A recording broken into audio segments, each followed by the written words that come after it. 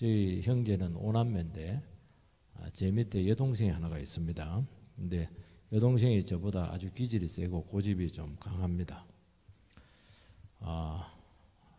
모친이 이제 매를 들면은 저는 도망가고 여동생은 그 자리에 앉아서 끝까지 맞습니다. 그러니까 모친이 더 화가 나가지고 더 때리는 거예요. 그래도 끝까지 안 끊기고 끝까지 버팁니다. 한 번은 모친께서 심하게 여동생을 매질하다가 갑자기 저를 바라보면서 너는 동생이 이렇게 죽도록 맞는데도 불구하고 왜 나를 말리지 않았느냐, 저를 막 이렇게 책망을 했었습니다. 저는 그 동생이 맞을 때 보니까 맞을 짓을 했고 저 고집 저거 다스려져야 된다 막 그렇게 하면서 당연시하면서 지켜봤는데 그거는 모친의 마음이 아니었습니다. 니도 참 너무한다는 거예요. 동생이 맞고 있으면은 어머니 고정하시라고 동생 좀 봐달라고 그러면서 막 팔을 잡고 못 때리게 하고 이렇게 해야 되지 가만히 보고 있냐는 거예요. 그게 더 밉다는 겁니다. 하나님께서는 이스라엘 백성들의 불신앙에 대해서 참다가 폭발했습니다. 하나님도 폭발하냐? 하나님 당연히 폭발합니다. 하나님도 막 성질이 있으십니다.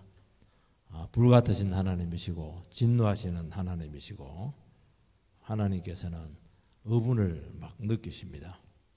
이스라엘 백성들이 뭐 한두 번이라 너무 불신앙적이고 너무 불순종하고 그렇게 그리고 문제가 터질 때마다 그냥 하나님의 속을 뒤집어 놓고 이번에는 10명의 정탐꾼들의 보고에 대해서 고고를 합니다. 하나님이 막 돌아가셨어요. 밤새도록 원망하고 화를 내고 이렇게 하는 겁니다. 더 나가서 여호수아와 갈렙을 막 그냥 돌로 쳐 죽이려고 합니다. 의로운 자를 그냥 죽이려고 하는 겁니다. 그러니까 해도 너무한 것이죠. 여기서는 더 이상 하나님께서는 참지를 못했습니다. 하나님께서는 꾹 기다리고 참고 있는데 계속 기다리시고 인내하시고 그렇게 하시고 은혜를 계속 베푸십니다. 모른 척하고 넘어가시고 그러면 그걸 이제 하나님의 기다리심이고 하나님께서 지켜보고 기회를 주시는 것인데도 불구하고 그것을 악용을 하고 더 이렇게 하나님 앞에 완악하게 나가면은 이거는 아니라는 거예요. 돌아와야 되는데 돌아가는 것이 아니고 더 이것을 악용을 하는 겁니다. 이거는 안 된다는 겁니다. 이때는 하나님께서는 가만히 두지 않습니다. 그래서 이 백성들 전부 다 죽이고 모세 너하고 새롭게 시작하자 그렇게 말씀을 합니다. 이때가 참 중요합니다. 하나님께서는 모세에게 이 백성들 싹 다 그냥 죽여버리고 도대체 막 안 되겠다고 한두 번이나 지난번에도 말이지 금송아지 만들어가지고 속을 뒤집어 놓더니만 몇 번째냐 지금 안 된다. 이때 모세가 굉장히 중요합니다. 이걸 모세에게 이야기를 하고 있는 거예요. 그러면 모세는 어떻게 해야 되면 나도 마찬가지입니다. 하나님 저거 살해놓을 가치가 없어요. 안 되네. 걸러 먹었습니다. 나도 참 죽이고 싶었다고 말을 할 수가 없어서 그러지. 그러면 안 돼요. 모세는 그렇게 안 합니다. 하나님 버리면 안 됩니다. 그동안 하나님께서 이들을 이끌어온 것 어찌 됩니까? 세상에 하나님의 능력이 짧다고 이렇게 해서 사람들이 얼마나 손가락질 하겠냐고. 자기 백성들을 겨우 구출해놓고 광야에서 다 죽였다고. 하나님 저거 거짓이다고. 이거는 하나님 성품하고도 맞지가 않다고. 그러면서 사생결단하고 하나님 앞에 긍휼을 베풀어 달라고 기도를 하고 있습니다. 하나님께서 이 기도를 기다리셨던 거예요. 어떻게 보면 모세한테 이 얘기를 한 것은 어찌 보면 모세에게도 큰 시험이 될 수가 있었어요. 모세도 참을 만큼 참았고 인내할 만큼 인내했고 정말 하나님을 기쁘시게 해서 최선을 다했는데 해도 너무했거든요. 근데도 불구하고 하나님께서 다시 모세에게 이 얘기를 하는 겁니다. 어찌 보면 이것은 모세의 중심을 한번 달아보는 겁니다. 너가 이런 가운데서 다시 한 번 더 이 백성들을 위해서 한 번 더 네 자신을 드릴 수 있겠는가? 이걸 이야기하는 것입니다. 하나님의 인내는 무한해요. 근데 모세는 하나님의 그 마음을 알고 본심을 알고 다시 한 번 더 기회를 달라고 하나님 앞에 나가서 막 기도하고 막 설득을 하고, 하나님 그러시면 안 됩니다. 고정을 하시기 바랍니다. 너무너무 기뻐하시고 다시 마음을 바꾸셔서 이스라엘 백성들을 다시 모세에게 맡기는 겁니다. 이게 하나님의 본심이에요. 우리 이 마음을 절대 잊어서는 안 되는 겁니다. 싹 그만두고 싶죠. 그래도 하나님께서는 우리의 중심을 달아보시는 겁니다. 하나님 한 번만 더 기회를 달라고. 저들은 원래 늘 그렇지만은 그래도 하나님 이름 때문에라도 이들을 포기하면 안 된다고 그렇게 하는 겁니다. 그래서 끝까지 버리지 않고 그들을 책임지고 가는 것입니다. 세 번째는 하나님은 백성들의 반역에 대해서 드디어 이제 폭발을 했어요. 11절 12절 같이 읽읍시다. 시작. 여호와께서 모세에게 이르시되 이 백성이 어느 때까지 나를 멸시하겠느냐? 내가 그들 중에 많은 이적을 행하였으나 어느 때까지 나를 믿지 않겠느냐? 내가 전염병으로 그들을 쳐서 멸하고 내게 그들보다 크고 강한 나라를 이루게 하리라. 하나님은 모세에게 이 백성의 불신앙에 대해서 폭발을 합니다. 내가 어느 때까지 계속 합니다. 어느 때까지? 도대체 얼마나 오랫동안 정말 견딜 수 없는 모욕을 느꼈다는 겁니다. 우리는 하나님은 상처를 안 받는다고 생각을 합니다. 자녀들은 그 부모님이 상처를 안 받는다고 생각을 합니다. 너무너무 아픔이 많죠. 끝까지 참습니다. 이게 한두 번도 아니고 그렇게 되니까 상습적이 되었다는 것을 이야기하는 것입니다. 문제가 생길 때마다 의심을 하는데 의심을 해도 너무 심하게 의심을 했습니다. 오해를 해도 너무 심하게 오해를 했습니다. 하나님 앞에 내뱉는 말치고 너무 독한 말을 했었습니다. 그들의 상태가 안 좋았기 때문이죠. 객관적으로 놓고 보면 하나님께서 그들에게 잘못한 건 하나도 없고 사랑 베푼 것밖에 없는데도 불구하고 이스라엘의 그 불신앙이 하나님을 이렇게 심하게 오해를 했다는 것입니다.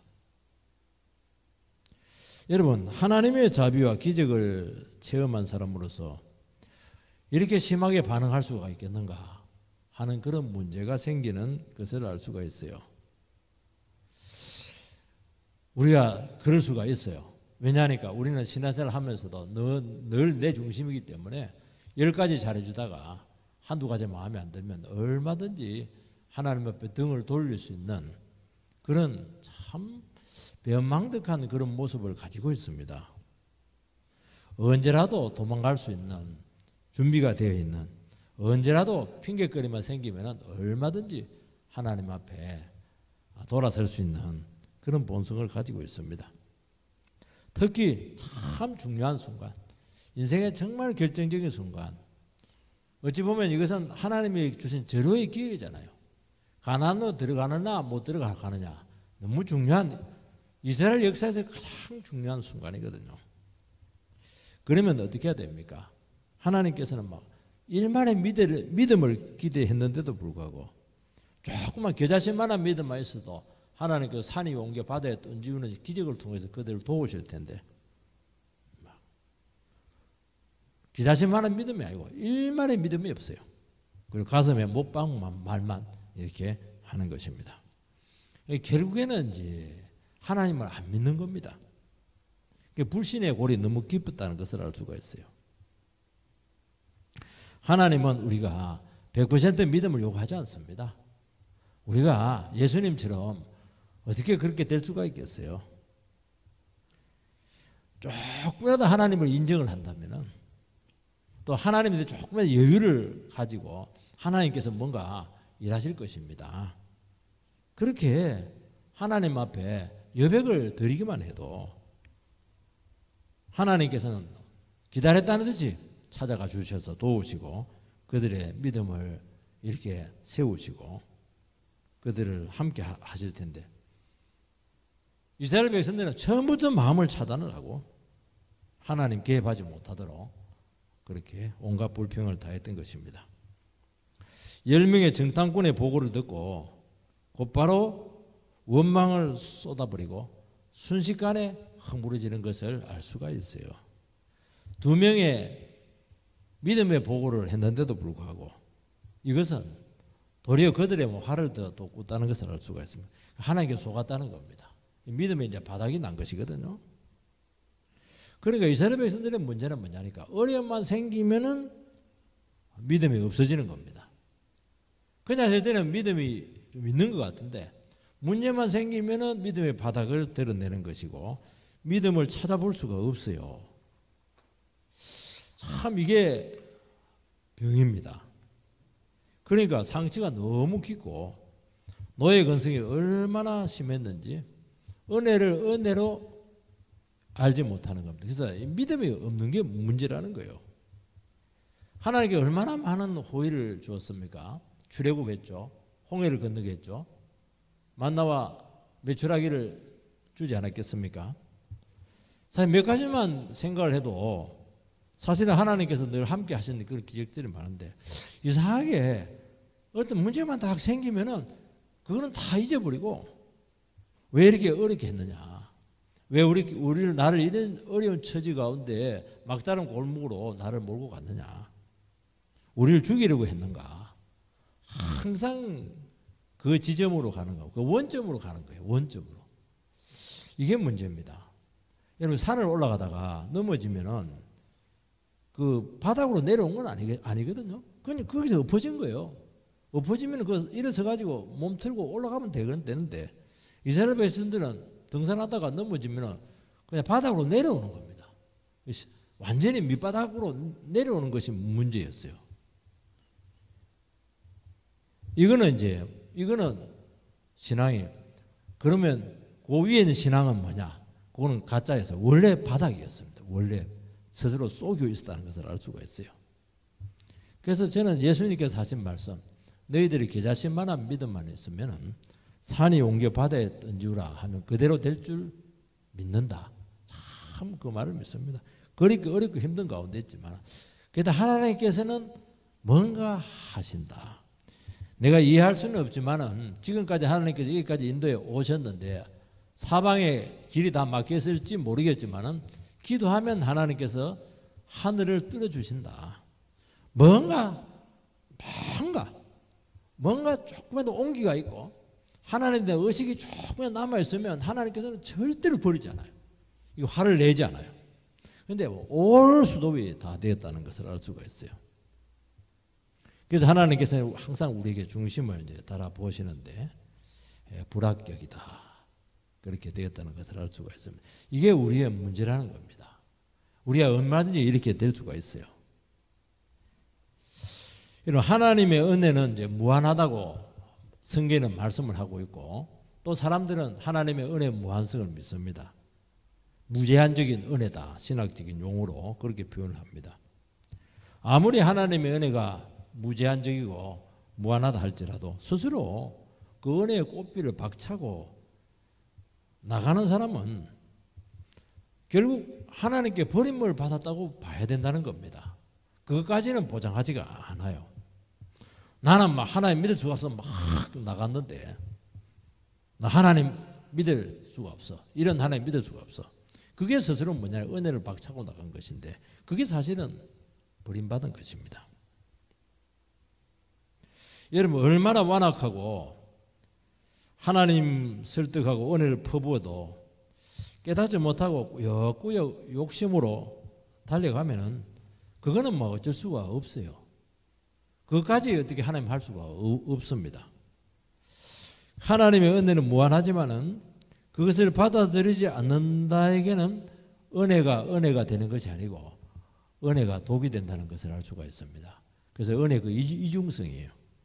하나님 은혜로 나오는 사람, 그걸 기억하는 사람에게는 무한히 긍휼을 베푸시지만은 은혜를 은혜로 알지 못하는 영혼들에게는 그것이 엄청난 족쇄가 된다는 것을 말씀하고 있는 것입니다. 두 번째는 모세가 중보기도를 합니다. 하나님께서는 모세에게 백성의 불신에 대해서 막 폭발합니다. 그러면서 뭐라고 하냐니까 이스라엘 백성들 전부 다 죽이고 모세 너하고 다시 한번 시작하겠다. 그 얘기를 하는 겁니다. 너무 속이 상할 때 이런 얘기를 합니다. 저도 목회를 할 때 담임 목사님이 개척교회 할 때만 너무 속이 상하니까 사람들 왕창 나가버리고 속이 상하고 애미고 이렇게 하니까 저를 부르더만 최 목사 너랑 나랑 다시 새로 시작하자 그 얘기를 하더라고요. 깜짝 놀랐어요. 그래서 좀 있잖아요. 이렇게 하고 이렇게 했었는데 그 말은 뭐냐니까 너무 속이 상했다는 거예요. 너무 속이 상했다는 거예요. 믿은 동력자들 전부 다 나가버리고 그냥 너무 속이 상해서 그렇게 한 겁니다. 그때 어떻게 해야 됩니까? 잘 됐다. 그래 하던 나도 막 싫었는데 그냥 막 다 끝내버립시다.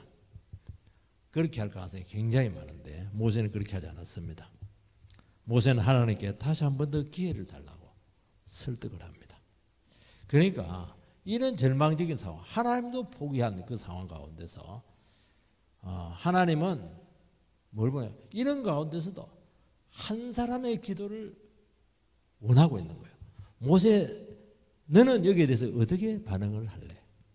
너도 포기할래? 그럼 하나님 포기하는 거예요. 그래도 하나님 안 됩니다. 하나님 이름이 걸려있는 문제인데 하나님 얼마나 영광의 욕을 얻어먹겠습니까? 안 됩니다. 내가 다 잃어버릴지 모르겠다. 이 한 몸 바쳐서 다시 내가 책임을 한번 져보겠습니다. 그러면 하나님께서 생각을 바꾸세요. 그 기도를 원하고 있습니다. 한 사람의 기도가 가정을 살리고 한 사람의 기도가 교회를 살리고 한 사람의 기도가 나라를 살린다는 말이 저는 믿어요. 이런 한 사람이 있으면 돼요. 아무리 많은 떼거지로 있어도 아무 소용없어요. 그건 책임 안 지는 사람이고 언제나 도망갈 사람이기 때문에 하나님은 그들에게 묻지도 않아요. 그들 싹 그냥 죽여버리고 그냥 모세 내 마지막인데 모세 내하고 한번 협상을 하겠다. 우리 어떻게 할까? 너랑 같이 새로 시작할까? 오 땡큐 이러면 막 그래서 끝나는 거예요. 하나님 아닙니다. 하나님 지금까지 한 게 얼마나 소중한데 다시 한 번 더 기회를 달라고 저들을 불쌍히 여겨달라고 그러면 하나님께 마음을 싹 바꾸세요. 참 하나님은 특별한 분이세요. 사실은 모세에게 한번 묻는 거예요. 지금 이것은 여러분들에게 다시 묻는 겁니다. 내가 포기하지 않으면 하나님도 포기하지 않으세요. 내가 포기하면 다 포기하는 거예요. 그렇게 중요하다는 겁니다. 모세는 세 가지로 하나님을 설득을 합니다. 첫 번째는 뭐냐? 지금까지 하나님께서 행하신 일을 기억을 하시라는 겁니다. 13절 14절 말씀을 같이 한번 읽겠습니다. 같이 읽어주시죠. 시작. 모세가 여호와께 여짜오되 애굽인 중에서 주의 능력으로 이 백성을 인도하여 내셨거늘 그리하시면 그들이 듣고 이 땅 거주민에게 전하리이다. 주 여호와께서 이 백성 중에 계심을 그들도 들었으니 곧 주 여호와께서 대면하여 보이시며 주의 구름이 그들 위에 섰으며 주께서 낮에는 구름 기둥 가운데서 밤에는 불 기둥 가운데서 그들 앞에 행하시는 것이니이다. 하나님께서 하신 큰 일을 먼저 모세가 말을 합니다.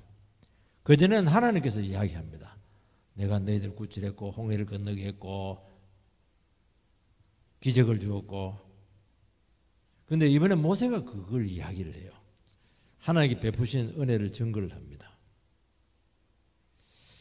그것을 온 천하가 다 알고 있지 않느냐 그렇게 얘기합니다. 이스라엘만 아는 것이 아니고 그런데 그 은혜의 산 증거가 되는 이스라엘 백성들을 죽이면 그동안 베푸신 은혜와 기적이 무슨 의미가 있겠습니까? 그 얘기를 하고 있는 것입니다. 하나님께서 그동안 베푸신 기적과 은혜를 막 증거를 해요. 그러면 이제 뭐가 생기냐? 감사가 나오고 또 믿음이 생기고 소망이 생기는 것을 알 수가 있어요. 하나님께서는 이스라엘 백성들을 찾아올 때 선지자를 통해서 찾아가시거든요. 특히 우상 숭배하고 배교하고 이렇게 할 때 하나님께서 이스라엘 백성들 그 불신의 현장을 찾아가요. 그래서 뭐라고 얘기하냐면 책망을 하는 게 아닙니다. 과거에 하나님께서 너희들에게 베풀어 줬던 그 은혜를 이야기해요. 출애굽의 은혜들을 막 이야기를 해요. 너희들이 어떤 상황에서 불렀는가 하는 것들을 다 이야기를 하면서 과거의 은혜를 기억하게 하는 것을 알 수가 있어요. 근데 이번에 모세가 먼저 하나님께 베푸신 은혜를 막 하나님 앞에서 막 열거를 합니다. 증거를 대면서. 그 말은 뭐냐니까 하나님, 나는 아직 하나님의 은혜를 잊지 않았습니다. 나는 아직도 감사하고 있고 하나님 살아계심을 믿고 있고 하나님 하실 것을 믿어 의심치 않습니다. 나 지금 상황 보고 있는 거 아닙니다. 하나님 마음만 먹으면 이 사람들 다 죽일 수 있고 민족도 새로 다 만들 수 있고 다 할 수 있는 거 다 알고 있습니다. 그리고 이스라엘 백성들이 지금 믿음이 바닥나서 지금 원상태로 완전히 지금 믿지 않는 그 상태까지 지금 돌아간 것처럼 보이지만은 그래도 그들의 그 근본 마음 바닥 속에는 하나님을 떠나서는 살아갈 수 없다는 것을 알고 있는 것 아닙니까? 왜 하나님 앞에 그렇게 땡깡을 부리고 있고 밤새도록 곡을 하고 있습니까? 하나님 믿었는데 하나님께 실망한 것은 아니겠습니까? 기대도 안 했으면 그들이 그렇게 막 통곡을 했겠습니까? 그래도 그들 마음 깊은 곳에는 하나님의 존재에 대한 그 인식이 있는 것 아니겠냐고. 다시 그들에게 한 번 더 은혜를 이 시점에 베풀어 주시면은 아마 그들에게 다시 한 번 더 기회를 살릴 수 있는 여지가 생길 것입니다. 지금 그 말을 하고 있는 것입니다. 하나님께서 베푸신 은혜를 기억하게 한 이유는 이 은혜가 이스라엘 백성들이 존재하게 된 뿌리가 되기 때문입니다. 이스라엘은 스스로 존재할 수가 없어요. 이스라엘 백성 노예 백성들이기 때문에 100% 하나님의 은혜로 그들은 존재하게 되었죠. 그 말은 뭐냐니까 이 존재의 뿌리는 굉장히 중요한 겁니다. 뿌리는 계속 나온 거잖아요. 이스라엘 백성들은 뭐냐니까 하나님이 붙들어 주지 않으면 한순간도 살아갈 수 없는 존재라는 것입니다.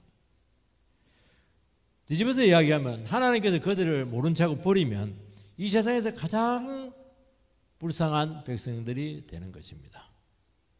그게 이스라엘 백성들의 존재의 근거입니다. 다른 백성들은 안 그래요. 다른 백성은 자기 힘으로 다 존재하기 때문에 상관이 없어요. 돈이 있으면 되고 그 다음에 군사력이 있으면 되고 자기 힘이 있으면 상관이 없어요. 근데 이스라엘 백성은 그거 아무 상관이 없어요. 하나님에 의해서만 존재가 가능하다는 거예요. 그거는 우리들의 모습과 똑같은 거예요. 우리는 오직 예수의 은혜로 구원을 받게 되었고 말씀의 은혜로 존재하고 있고 또 살아갈 수밖에 없는 그런 존재라는 겁니다. 그런데 이게 세상하고 너무 달라요. 세상하고. 그러니까 나의 근거에서 살아갈 수 있는 게 하나도 없어요. 그러니까 현실에서는 굉장히 불안한 겁니다. 그래서 상황에 따라서 상황이 어려워지고 내 뜻대로 일이 안 되기도 하고 그렇게 하면은 쉽게 이것을 잊어버리는 거예요. 굉장히 두렵고 불안해지는 것을 알 수가 있어요. 하나님께서 끝까지 책임져 주신다는 것을 믿고 따라 나왔는데 하나님께 책임 안 져주시면 어떻게 합니까? 그 순간부터 그때부터는 이제 완전한 혼란에 빠질 수밖에 없는 것입니다. 그러면서 불신앙이 생긴다는 겁니다. 주님 믿고 왔는데 큰 문제가 생겼어요. 그러면 이제 신앙의 뿌리째 흔들리게 되는 겁니다. 아니 그 문제를 바로 해결해 주기도 하고 막 그냥 뭐가 막 돈다발을 갖다 주고 그렇게 하면 될 텐데 안 그런 거예요. 이게 이제 신앙이 어리면 어릴수록 이 현상들이 너무 심하게 자주 오고 흔들린다는 것입니다. 이때 하나님의 백성들이 뭘 해야 되느냐? 밤새도록 퍼질러 앉아가지고 통곡하고 화를 내고 그렇게 하면은 상태가 점점 나빠져요. 그거는 뭐 어쩔 수가 없어요. 그 신앙을 회복하는 길은 다시 주님께서 나에게 은혜를 주시지 않으면 살아갈 수가 없습니다. 그걸 고백하는 지점까지 다시 가야 돼요. 요거 안 되면 계속 어려움을 겪습니다. 그 이스라엘 백성들이 어떻게 하냐니까 가나안 족속은 너무 강하다. 우리는 안 된다. 이제 그건 이제 현실이잖아요. 그러면 어떻게 해야 됩니까? 어차피 우리대로 우리 힘으로 안 살았다. 지금까지 애국에서 나온 것도 100% 주님의 은혜였다. 그래. 그 현실에 부딪혀 가지고 뭐 그냥 망하면 내가 망하는 것이 아니고 하나님께서 망하는 것이다. 주고 다 생각하고 복창하고 그냥 하나님 말씀 붙잡고 그냥 믿음으로 가는 겁니다. 어차피 우리는 은혜로 살 수밖에 없어요. 그러면 중심이 딱 잡힙니다. 그게 굉장히 어렵다는 거예요. 어릴 때는 그게 잘 안 돼요. 갈 때까지 가요. 갈 때까지 가가지고 막 맨날 며칠이고 한 달이고 두 달이고 상관이 없어요. 온갖 핑계 다 대면서 핑계 대라면 뭐 한도 끝도 없어요. 하나님의 백성들은 핑계가 이유가 하나도 없어요. 이유는 딱 하나입니다. 너 지금 은혜에서 떠나 있다는 거예요. 하나님 없이 지금 하나님 온데간데 없지 않냐는 거예요. 지금 우리에게 생각지도 못한 기도 제목을 주실 때가 있습니다. 너무너무 절박한 기도 제목을 주실 때가 많아요. 그 말은 뭘 얘기하냐? 우리는 막 빨리 그 기도 제목에 응답되기를 원하고 있습니다. 지금 부도가 나기 일보 직전인데 하나님 빨리 돈을 줘가지고 그냥 메꾸게 해달라고 그렇게 기도하는데 하나님 그렇게 잘 안 해요. 그 부도 문제를 통해서 네가 근본 문제를 해결하기를 원하고 있는 겁니다. 너 왜 존재하냐? 지금까지 무엇을 의지하면서 살아왔는가? 지금 주님을 의지하면서 살아왔는가? 아니면 세상 따라서 막 우상 따라서 살아갔던가? 이 부분에 대해서 하나님께서는 지금 점검을 한다는 것입니다. 우리는 딱 응답만 되기를 원하고 있는데 하나님 그걸 안 해요. 뿌리를 지금 우리에게 점검을 한다는 것입니다. 그래서 그분과 새로운 관계를 회복하게 되기를 원하고 있는 것입니다. 그 이스라엘 백성들이 한계상에 왔었을 때는 우리가 믿음이 너무 없구나. 그리고 막 요소와 갈렙이 그렇게 미운 거예요. 왜 이렇게 믿음의 산이 왜 이렇게 미울까? 그들에게 사진 잘해준 것도 없으면서 왜 이렇게 미울까? 그러면서 자기 자신의 그 신앙이 얼마나 하나님께부터 떠나 있었던가 하는 것을 깨우쳐야 되거든요. 그러면은 과거의 은혜가 기억이 되면서 신앙이 이렇게 살아납니다. 내가 나도 모르는 사이에 지금 많이 떠나 있다는 것을 알게 되고 그분 앞에 나와서 눈물로 고백하고 죄를 회개하고 불신앙을 돌이키고 감사하고 다시 주님과 깊이 교제의 관계로 들어가는 것입니다. 왜냐하면 자기도 모르는 사이에 은혜를 잊어버렸어요. 현실에서 아둥바둥 살아간다고 그냥 세상 쫓아간 것입니다. 그래서 하나님께서는 절대로 어려울 때 문제만 해결할 것이 아니고 주님과의 교제로 들어가도록 우리를 초청하는 것이고 인생의 위기와 큰 기도 제목들은 우리는 기도 제목만 응답된다 생각하는데 그렇지가 않아요. 신앙의 그 뿌리를 다시 한 번 더 회복하게 되기를 원하고 있는 것입니다. 두 번째는 뭘 가지고 설득했는가? 하나님의 명성과 이름에 호소를 했습니다. 15절에서 16절 말씀을 같이 읽겠습니다. 15절에 16절 제가 먼저 읽고 그 다음을 읽어주시기 바랍니다. 이제 주께서 이 백성을 하나같이 죽이시면 주의 명성을 들은 여러 나라가 말하여 이르기를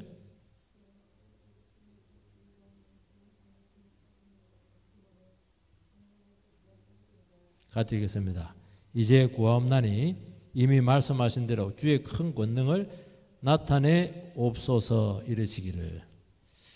지금까지 큰 권능으로 애굽에서 인도하여 내시고 광야에서 기적으로 인도했는데 하루아침에 이들을 다 죽이면은 적들이 하나님을 얼마나 조롱하고 능력을 업신여기겠는가. 모세는 지금 하나님의 기도를 하면서 하나님의 입장에서 생각을 하고 지금 간구를 하고 있는 것입니다. 이방인들은 이스라엘 백성들의 불신앙에 대해서 모르는 거잖아요. 그리고 그 불신에 대한 하나님의 심판 이런 것들 신학적인 하나도 몰라요. 중요한 것은 하나님께서 자기 백성을 괜히 광야로 데려와 가지고 다 떼죽음 시켰다는 거예요. 그러면 하나님의 이름이 얼마나 손상이 되겠는가 하는 것이죠.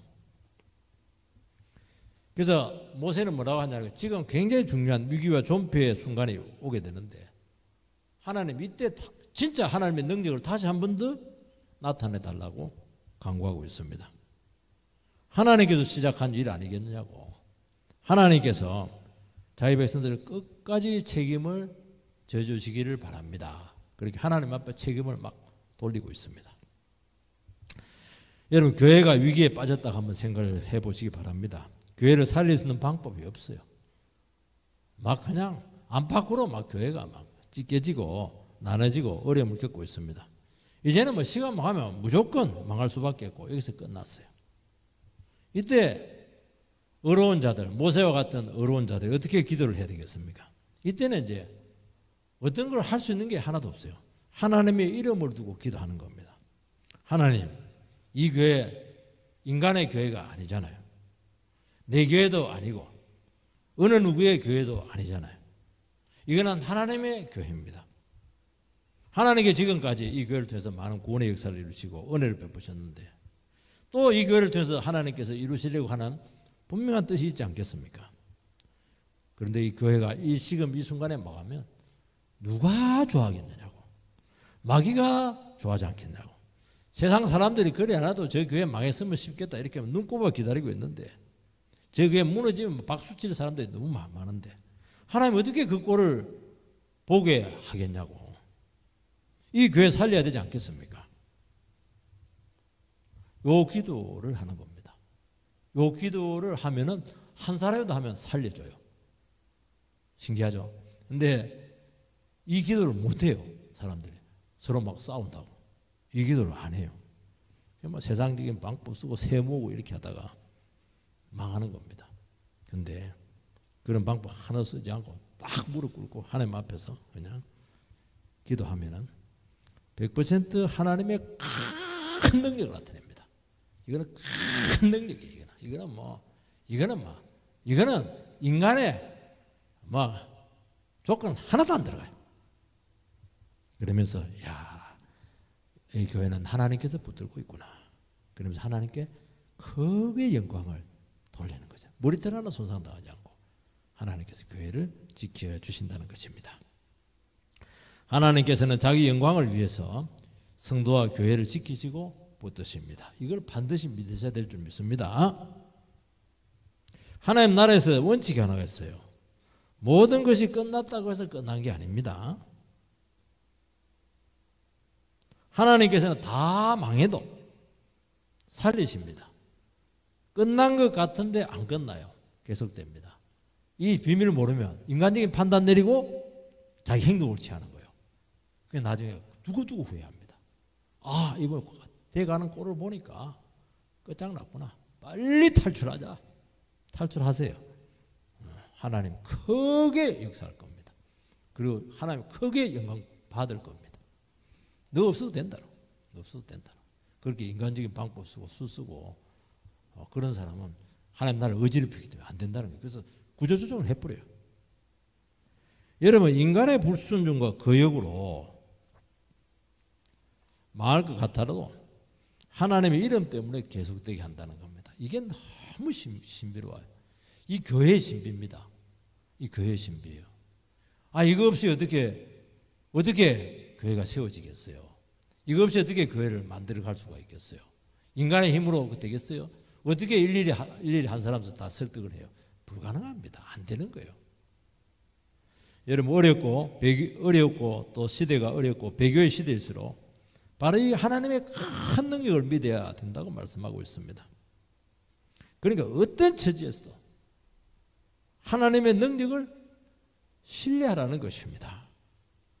모든 것이 끝났다고 여겨질 때 다시 주님의 이름을 붙잡고 기도해야 됩니다. 이때는 진짜 주님의 이름밖에 없어요. 아무것도 없어요.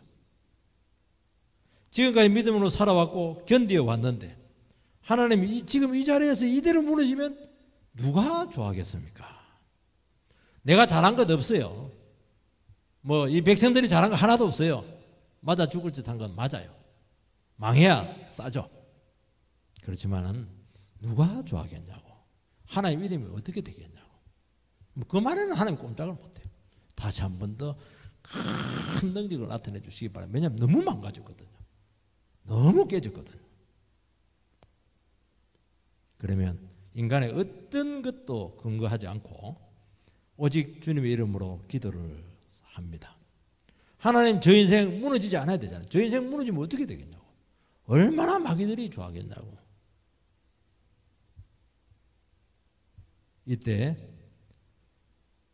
기도는 들어주어도 되고 안 들어줘도 되고 그런 게 아닙니다. 이때는 100% 들어줘요. 반드시 저 병이 나아야 됩니다. 병이 낫기를 바랍니다. 그렇게 기도할 수 없어요. 100% 나아야 됩니다. 이렇게 나가버려야 돼요. 100% 살려야 됩니다. 이렇게 나가야 돼요. 죽어 나오면 나이다. 그것도 안 돼요. 선포를 해버리죠. 선포. 그래서 아무리 절망적이라도 크신 하나님 붙잡고 확신 가운데 기도하면 능력이 나타난다는 것입니다. 지금까지 믿던 그 신앙으로 이런 기도할 수가 없어요. 이 어려운 처지에서는 모세 같은 기도를 해야 됩니다. 하나님 이름 욕되게 해서는 안 되잖아요. 이건 반만 믿어도 안 됩니다. 막 그냥 입을 반만 벌려도 안 돼요. 그냥 하나님께 그 기도가 나오게 될 줄 믿습니다. 그러면 하나님께서는 크게 응답을 하신다는 것입니다. 또 세 번째로 뭘 갖고 설득을 했냐면 하나님의 성품에 호소를 했습니다. 18절 말씀을 띄워주시기 바랍니다. 같이 읽겠습니다. 시작. 여호와는 노하시기를 더디하시고 인자가 많아 죄악과 허물을 사하시나 형벌 받을 자는 결단코 사하지 아니하시고 아버지의 죄악을 자식에게 갚아 3, 4대까지 이르게 하리라 하셨나이다. 이것은 출애굽기 이제 34장 6절에서 7절 말씀에 근거한 하나님의 사랑에 호소합니다. 출애굽기 이제 34장에 뭐가 나오냐니까 모세가 율법을 받으러 시내산에 올라갔는데 이스라엘 백성들이 그것을 못 참고 금송아지를 만들어서 막 우상을 섬겼습니다. 그때 모세가 율법의 두 돌판을 가지고 왔다 거기서 막 깨버립니다. 너희들은 언약 백성이 될 자격이 없다. 그래서 그 언약이 그것이 파기가 됩니다. 그러고 나서 막 깊은 침체에 빠집니다. 그때 모세는 막 죽여달라고 그래요. 그때 하나님께서 다시 하나님 영광을 보여줍니다. 그 하나님 등을 보여줘요. 제2 예수님의 그 육신의 그 임시적인 모습으로 그 등을 보여줬던 것 같아요. 그러면서 이제 요 말을 합니다. 여호와는 노하기를 더디하시고 인자가 많으시고 거룩하시고 뭐 이걸 여기서 이제 그대로 한 건 아니고 의역을 했어요. 하나님은 죄인을 심판하기보다 그 결론적으로 얘기하면 용서하시고 구원하시는 분이다 하는 것을 하나님의 속성에 대해서 품성에 대해서 선포를 합니다. 그러니까 지금 모세는 굉장히 그 고민하고 하나님 어떤 분이냐, 하나님 정말 이스라엘이 망하기를 원하고 있는가? 왜냐하면 지금 하는 게 망하는 길이었거든요. 하나님은 그게 아니라 나는 정말 구원하기를 원하고 있고 노하기를 더디하고 있고 그냥 용서하기를 원하시는 분이다. 심판하는 분이 아니고 사랑을 베푸기를 원한다.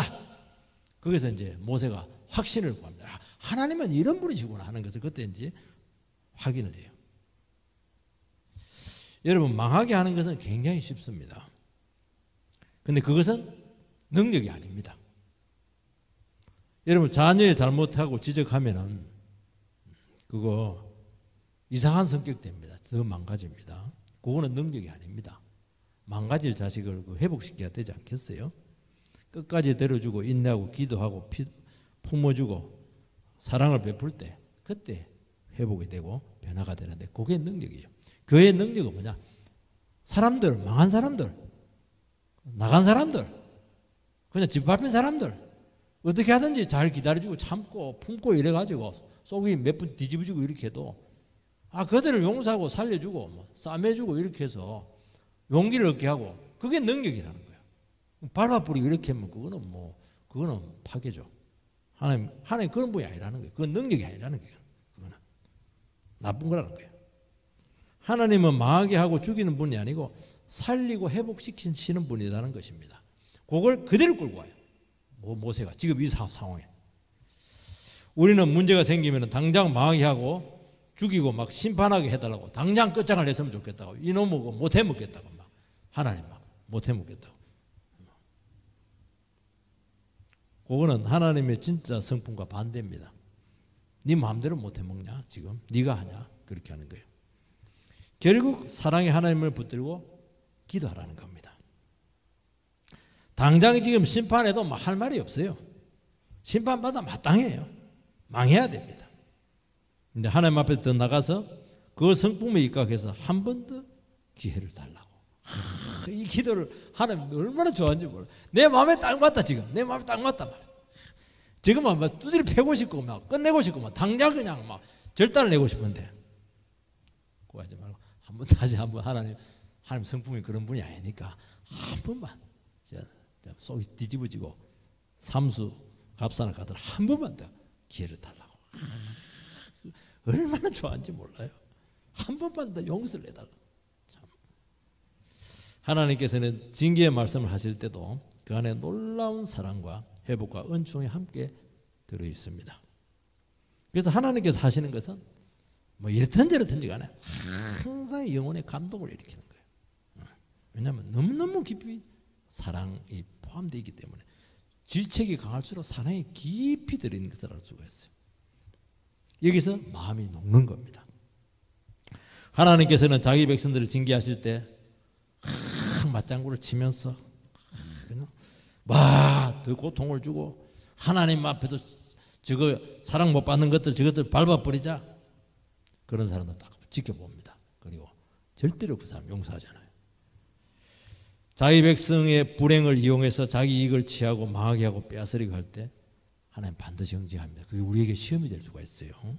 말이라도 물 한 걸 떠다주고 다시 해보자. 하나님 저 영혼 불쌍하지 않냐고 한 더 기회를 달라고 기도해주고 이렇게 해야 돼요. 하나님 그러면 기억합니다. 네가 작은 소작에 물 한 그릇 떠주고 해도 생명체에 기록되어 있다고 그렇게 잊지를 않아요. 어떻게 하든지 마음 아파하고 그 영혼 깨닫게 하고 다시 회복하도록 혼신의 수고를 아끼지 않으시기 바랍니다. 긍정적인 요소를 찾아서 막 주님께 호소하시기 바랍니다. 저는 이 탕자가 누가복음 15장에 탕자가 이제 돌아왔을 때 그 형님 장남이 막 굉장히 기분이 안 좋았어요. 그래서 하나님께서 막 책망합니다. 내게 아니냐 막 그냥 막 동생을 막 말 안 먹고 집안 말 안 먹고 동생을 막 너무 좋아하는 거예요. 그 장남은 아버지한테 제일 가까이 있는데도 불구하고 아버지를 너무 몰랐다는 거예요. 아버지가 얼마나 사랑이 많고 얼마나 능력이 많은가 하는 걸 몰랐어요. 동생이 가져간 거 저거 때문에 내가 그냥 손해봤다 그 생각만 하고 있는 거예요 지금. 하나님 은혜 끝이 없는데 그래서 막 아버지가 막 책망을 하잖아요. 아니 동생이 죽었다 돌아왔으면 너 같이 말이라 따뜻하게 해주고 안아주고 이렇게 해야 되지 왜 돌아왔어? 막 집안 망신시키려고 온 거야. 왜 그렇게 하냐는 거예요 이게. 사람이 그렇다는 거예요. 사람이 하나님 몰라도 너무 모르는 거예요. 왜 그래요? 하나님의 성품을 몰라서 그래요. 그 19절에 뭐라고 되겠습니까? 구함난이 주의 인자의 광대하심을 따라 이 백성의 제약을 사하시되 애굽에서부터 지금까지 이 백성을 사신까지 사시옵소서. 늘 하나님이 그렇게 사해주지 않았냐고. 이번에 한 번 더 해주는 게 뭐가 아깝냐고. 하나님 한 번 더 해주세요. 그냥 참 우리 이런 은혜를 가지게 되기 바랍니다. 그럼 하나님께서 우리에게 막 복을 주시고 그 영혼들 전부 다 맡기시고 부흥을 주실 줄 주의 이름으로 축원드립니다.